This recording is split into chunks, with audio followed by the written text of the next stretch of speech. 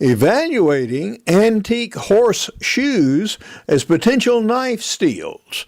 William Hovey Smith, 2017. I'm the author of Backyard Deer Hunting and also the owner of Hovey's Knives of China. And here we continue our Billy Joe Rubidoux line of experimentation by attempting to make a knife out of a horseshoe from 1865. This is Hovey Smith of Hovey's Knives of China, and we are going to continue with our Billy Joe Rubidoux style of knife making using found steels. In this case, we're going to use this particular horseshoe. Now, this horseshoe has historic significance. It is one recovered from a Union campsite here in Washington County that belonged to General Sherman's troops. I don't want to risk a steal, particularly from a historic object that I have not tried before I have a chance to test it. And I don't want to disturb this until I do. We found out that not every steel will make knives. This piece of fence post, for example, would not. So, we have a piece of test steel from another horseshoe of the same era. So I'm going to put this in my kiln and try some of this on the anvil and see if it will harden.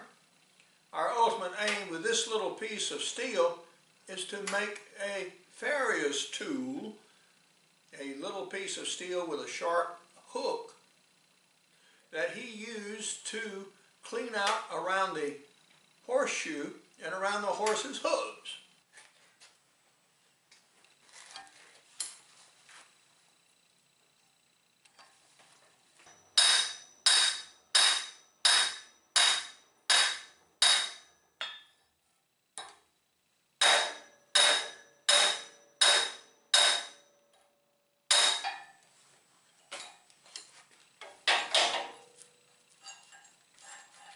A piece of material has a crack in it all the way up to here, so I'm going to go ahead and see if we can't cut that away.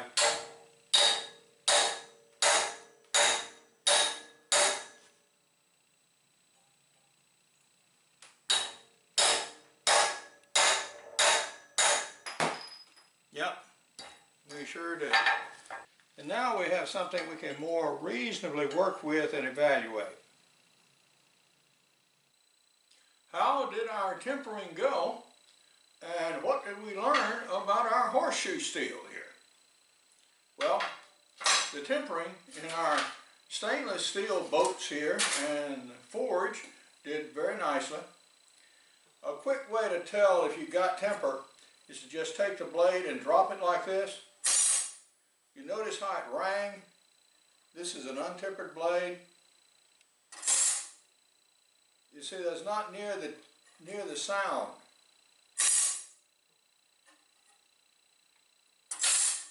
This sounds flat, whereas this has a definite higher pitch to it. This doesn't say how much, this doesn't say how effective, but this says, yes, the tempering process was successful. About our steel here. This is a farrier's steel and is designed to be easily malleable. That is, the farrier or blacksmith can take it and pound it and shape it and move it. Not all horses' hooves are the same size, so the farrier very often, almost invariably, will have to some degree shape the horseshoe to fit the horse's hooves. And this steel cut with a chisel almost like cheese. It was very soft when heated even a little bit. I do not know yet if it will harden enough to make a decent blade. But we did find out that, yeah, this piece of steel right here is probably sound enough to make the little object that we want to do, that is a farrier's tool for cleaning out horses' hooves. So we're going to proceed to do a little grinding on it and see what we get from that. We started to outline the basic shape of our tube. Now, this is going to be a chisel point right here when we get through with it. But the steel here is good. Now, we do have a crack right there. This is well in the metal, And what this is likely of water quenching. Water quenching will oftentimes cause internal shock in these steels. The cabinet grinder has done its work now, and we have the basic shape of the tool established. This crack, which was problematic to start, is still with us, of course. It's here to here, but it's well back in the steel. It's right about there.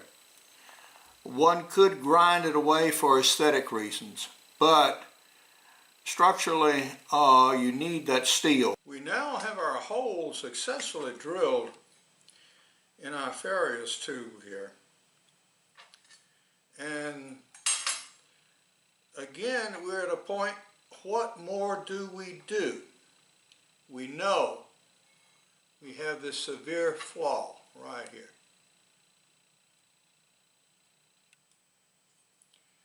If we quench, that is going to literally expand that crack and in popular parlance, blow up the blade. Well, do we want to do that? If we attempt to add more carbon to the steel, we can. We can, in fact, pack this with charcoal,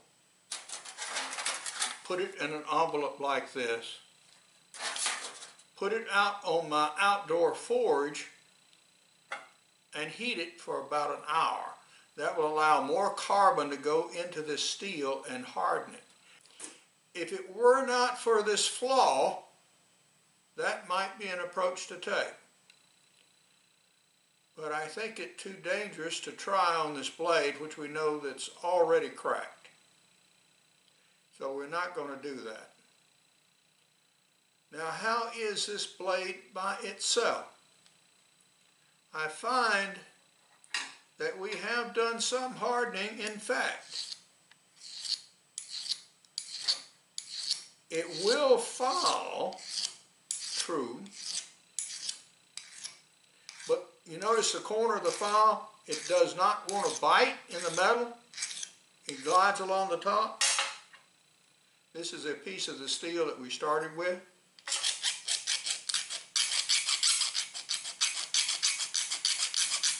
The corner bites and files this steel very aggressively. So yes, the mere fact of us working the steel, subjecting it to heat treating and grinding and raising the surface temperature and cooling in water has in fact hardened it to some degree. Not the maximum degree the steel could obtain, but better than it was when we started. Because of these factors, what I'm going to do is go ahead and handle it.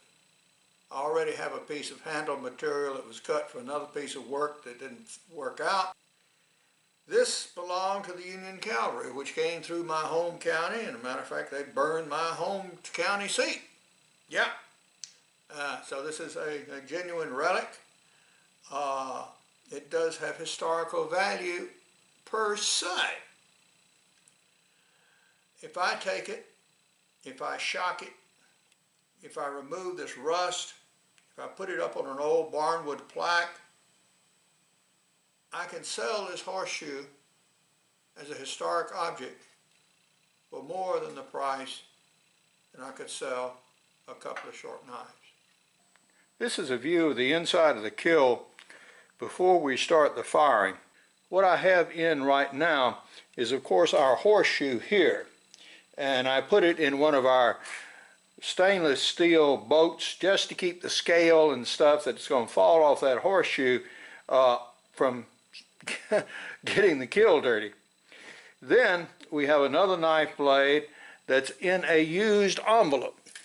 Now this is what a fresh envelope looks like. This is stainless steel foil.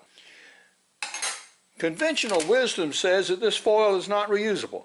And once you heat a blade in it, it's no good anymore. Not true.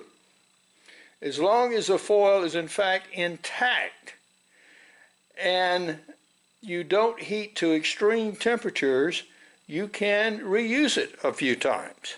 This is significant because this Stainless steel foil is expensive stuff. It's hard to come by. You may, in fact, wait for weeks before you can get a resupply. So I use it as frequently as I can for as many purposes as I can.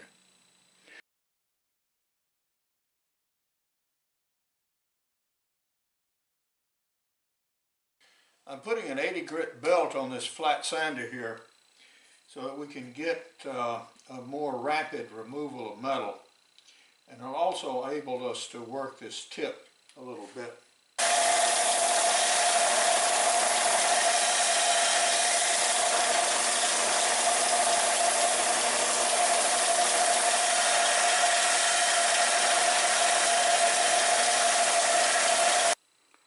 With this grit of grinding, we have basically shaped the tool.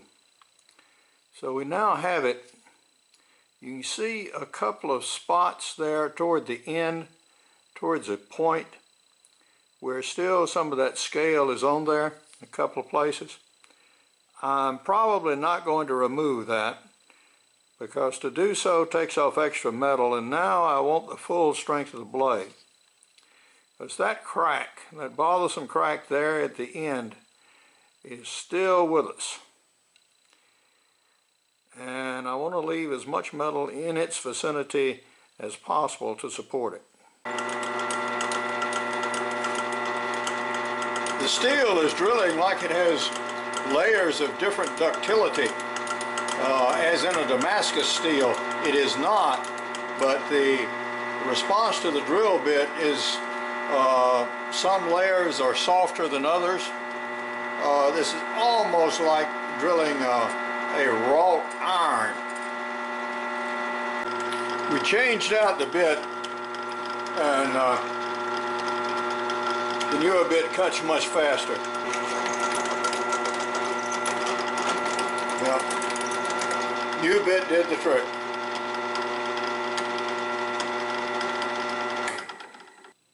While sitting here where we can keep an eye on our furnace, we're going to inlet this into this block, into this scale, just like we would inlet a gun part. So we're going to have the blade right here with its two pins, and I'm going to scribe outside of it here, and this is where we're going to start making our cuts down into the wood. Line your cut with your carving tools.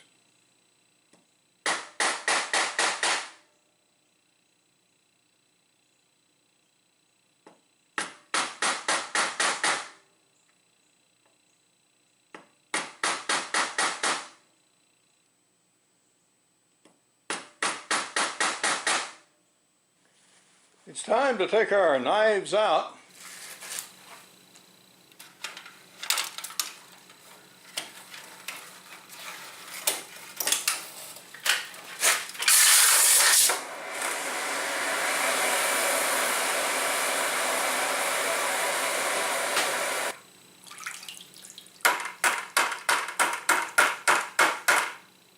Okay. Yeah. We did loosen considerable of the scale off. I'm going to do a little bit with our belt sander now. We've gotten this almost flat down and flush with this scale that we've inletted in. It's still a little bit proud.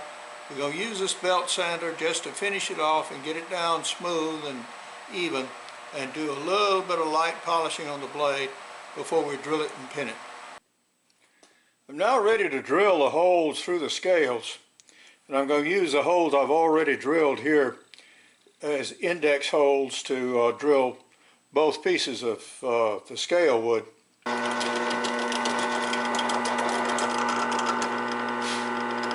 Okay, I'm through. I'm going to put a slave pin in here and then drill this one and then put two more pins back in the grit.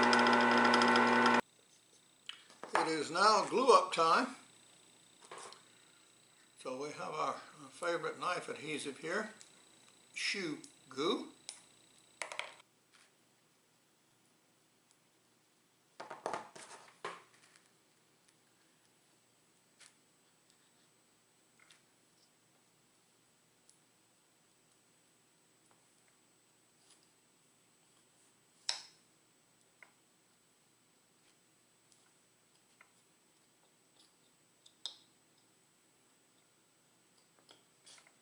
Coating on all parts of the scales.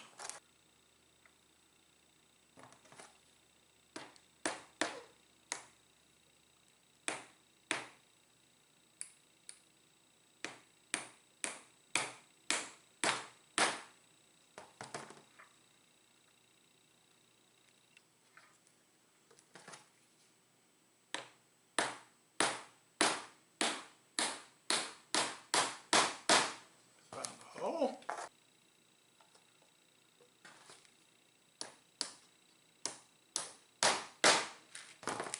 Okay.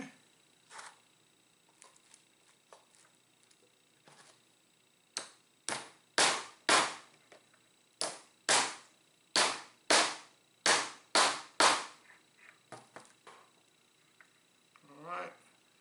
All the pins are through, well set.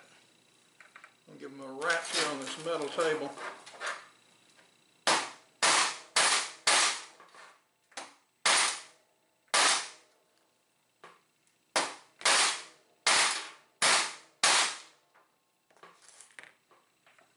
And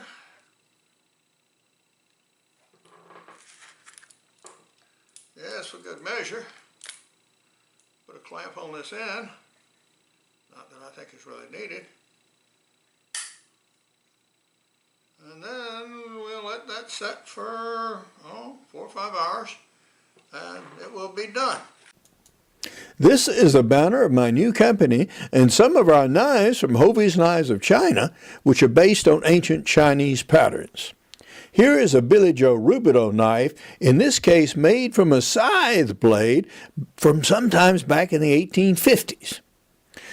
I am the author of a series of outdoor books, including backyard deer hunting, as well as extreme muzzleloading, and a series on muzzleloading and muzzleloading hunting, including shooting and maintaining your muzzleloader, as well as hunting with muzzleloading shotguns and smoothbore muskets. Old horseshoes can be made into knives. In this particular case, I chose to save the horseshoe and use it as another way. For more information on Hovey's Knives of China, you can go to the website below. For information on my books, blogs, and videos, you can go to www.hoveysmith.com. Good hunting and good eating from the outdoors. Goodbye, and God bless.